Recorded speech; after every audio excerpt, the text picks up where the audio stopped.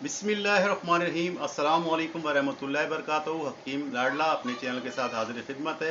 हस्ब रिवायत single remedy से इलाज। आज का मौजू जो है वो है उल्टी। उल्टी अक्सर बेशतर हो जाती है बच्चों को, ख़वातीन को, बड़ों को, किसी भी वजह से उल्टी हो। करना आपने ये है, हरी मिर्च, ये देखें 2 अदद हरी मिर्च है, इसमें से एक हरी मिर्च काटें छुरी से और इसके बीज निकाल लें। 30-40 अदद बीज, तो उसमें 100-200 बीज होते हैं एक मिर्च के अंदर। आपने 30 से 40 बीज लेने और उसे चम्मच में डालना है और उस मरीज की ज़बान पे रखना है और एक घूंट पानी से उसको निगल लेना है।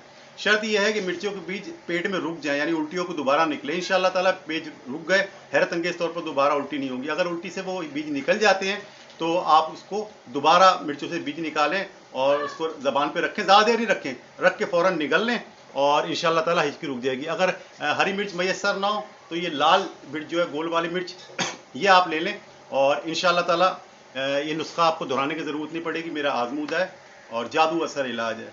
हस्बे साबिक हमारे इस चैनल को सब्सक्राइब करें और ज़्यादा ज़्यादा शेयर करें ताकि उल्टी के मरीज़ों को राहत मिल सके। अस्सलाम वालेकुम वरहमतुल्लाहि वबरकातुहू।